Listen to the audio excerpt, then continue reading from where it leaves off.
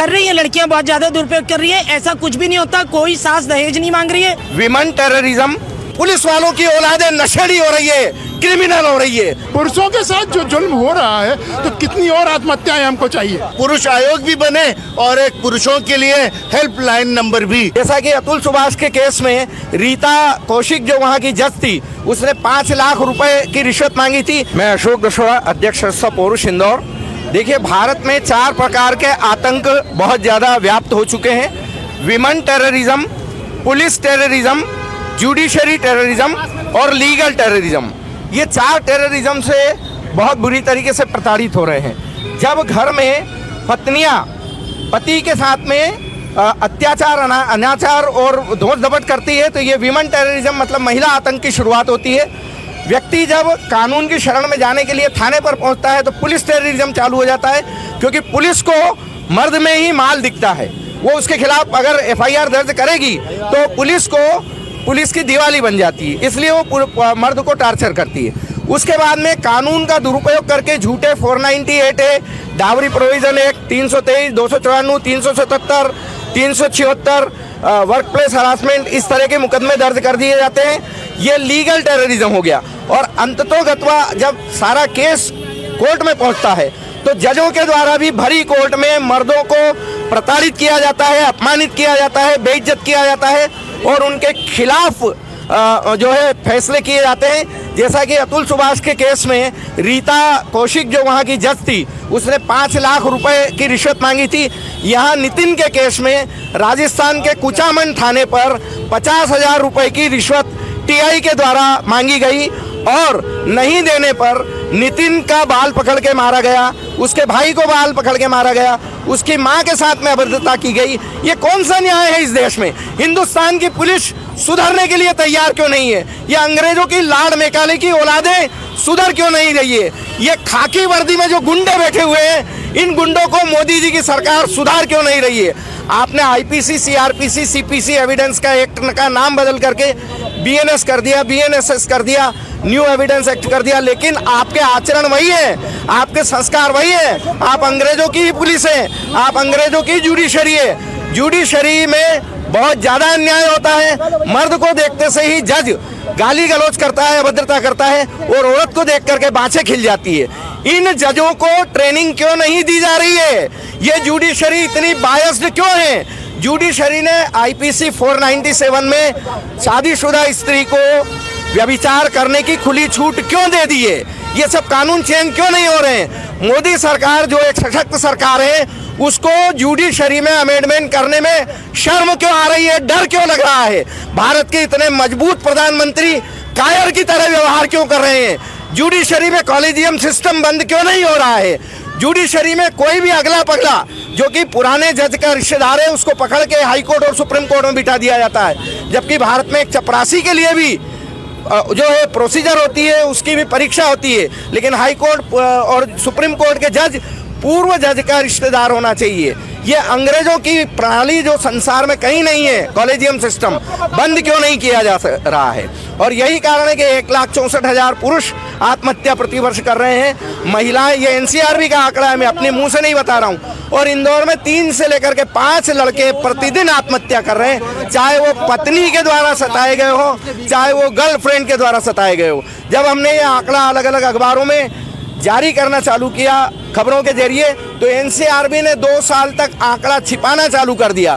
फिर हमने legal commission को और प्रधानमंत्री राष्ट्रपति को कंप्लेन की, तब जाकर के दोबारा इन्होंने ये चालू किया। खाता न वही जो औरत कहे ये सही, मर्द को दंड, औरत को छूट। ये आखिर कब तक चलेगा? इक्वलिटी बिफोर लॉ और इक्वल प्रोटेक्शन ऑफ लॉ की बात क्यों नहीं हो रही है?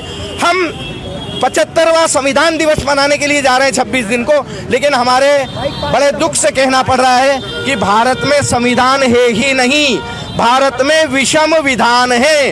औरत के लिए कुछ और आदमी के लिए कुछ। औरत करे तो रासलीला और मर्द करे तो करैक्टर लीला। आखिर ये कब तक चलेगा? क्यों चलेगा? भारत के मर्दों को यूनाइट होना पड़ेगा और इन लालची वोट के कुत्तों को बताना पड़ेगा कि सिर्फ नारी वंदन करने से कुछ नहीं होता है, औरतों को 12,500 रुपए देने से कुछ नहीं होगा। भारत के मर्दों ने जिस दिन पूरे देश को बंद कर दिया, सारी DGP धरी रह जाएगी। भारत के मर्द 98% इनकम टैक्स दे रहे हैं, 95% जीएसटी दे रहे हैं। पूरा देश मर्दों से चल रहा है और आप मर्दों के लिए एटलीस्ट एक हेल्पलाइन नंबर भी खोलना नहीं चाहते हो।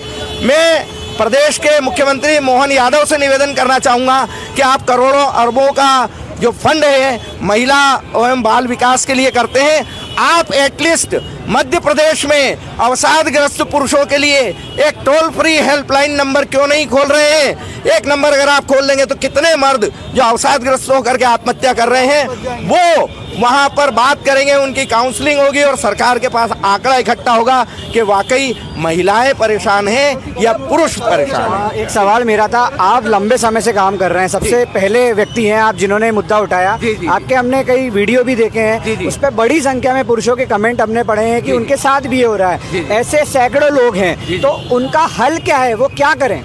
देखिए, यही करना होगा कि या तो पूरे देश में एक साथ एजिटेशन करना पड़ेगा, आंदोलन करना पड़ेगा और संसद को घेरना पड़ेगा, सुप्रीम कोर्ट को घेरना पड़ेगा, सारे बाजार बंद करना पड़ेंगे और सभी दूर बंद करना पड़ेगा, या फिर सरकार खुद अमेंडमेंट करे, जेंडर इक्वल, जेंडर न्यूट्रल कानून बना दे, पुरुष आयोग बना दे, पुरुषों की सुनवाई के लिए। अब जैसे महिला थाने बनाए, महिला थाना दलाली का सेंटर है।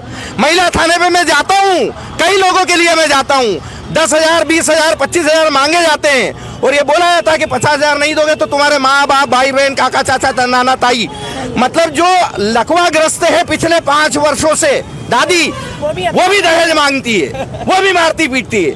क्या ये इन पुलिस वालों की औलादें नहीं है?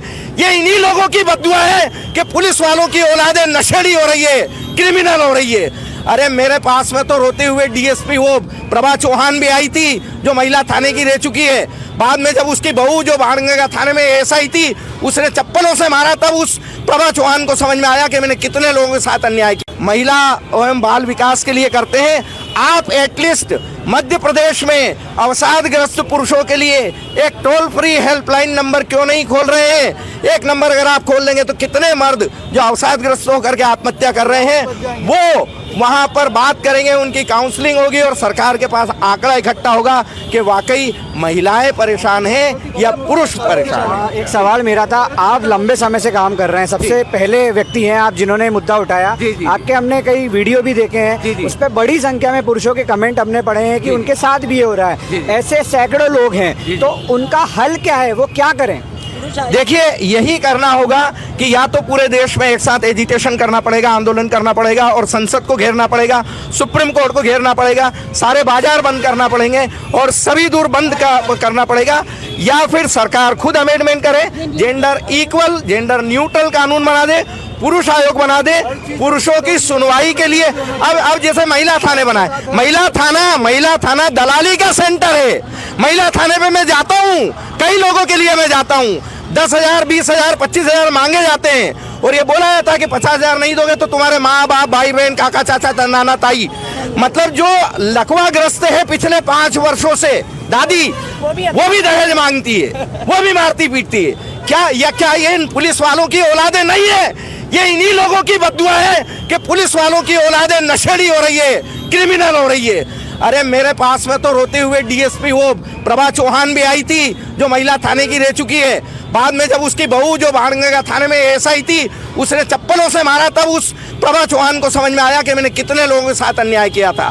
ये महिला पुलिस अन्याय कर रही है, इनकी बहुएं जब इनको जूते मारेगी, इनके बेटे जब लाश में कन्वर्ट होंगे, तब पुलिस को समझ में आएगी कि ये कितना अन्याय और अत्याचार कर। आप एक महिला है, आपको लग रहा है कि महिला कानूनों का दुरुपयोग लड़कियां बहुत ज्यादा कर रही हैं? हाँ जी, हाँ कर रही है, लड़कियां बहुत ज्यादा दुरुपयोग कर रही है। ऐसा कुछ भी नहीं होता, कोई सास दहेज नहीं मांग रही है, कोई किसी से कुछ नहीं मांग रहा। ननन की औकात नहीं है भाभी से बात करे, 3-3, 4-4 महिला, इतना डर है औरतों का। उसके बाद लड़कों को रोटी देने के लिए बोलती है, पता क्या बोलती है?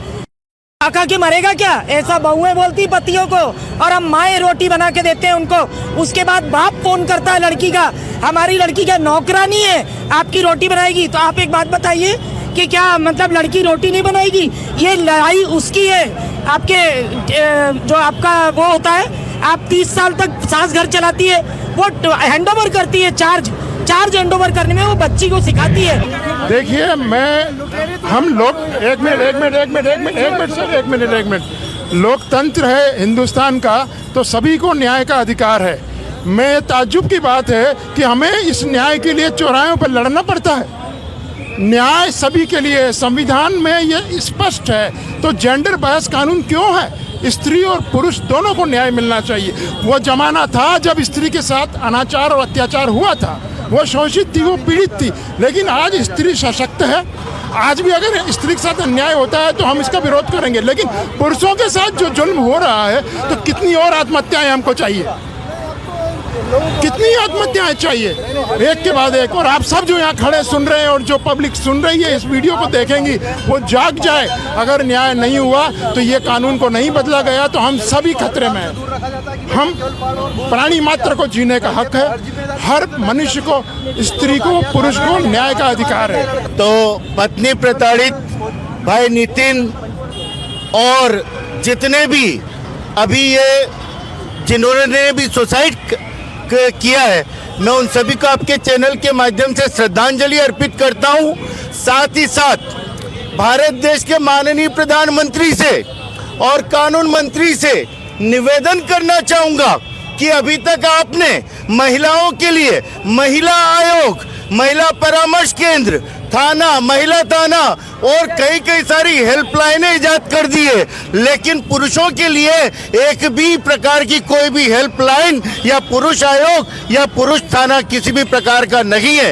यदि महिला किसी थाने में पहुंच जाती है, झूठी रिपोर्ट भी करती है, तो पुलिस वाले उसको खानदान सहित उठा के ले जाते हैं। लेकिन अगर पुरुष थाने के चक्कर पे चक्कर काटता रहता है तो पुलिस वाले उसकी ओर ध्यान नहीं देते हैं। मैं आपके चैनल के माध्यम से जो कुंभकर्ण की नींद में ये प्रशासन सोया हुआ है, ये देश का कानून सोया हुआ है, गुजारिश करना चाहता हूं कि एक एक मर्द जागृत हो जाए और इस प्रकार से महिलाओं के, जो महिलाएं अपने पुरुष के, अपने पति के खिलाफ, अपने ससुराल के खिलाफ झूठी कार्रवाइयां, झूठे मुकदमे दर्ज करवा रही है, उनके खिलाफ सख्त से सख्त कार्रवाई ही हो और तुरंत एक पुरुष आयोग भी बने और एक पुरुषों के लिए हेल्पलाइन नंबर भी डेवलप होना चाहिए। अमर उजाला जीवांजलि के सारथी की मदद लें और महाकुंभ में स्नान जरूर करें।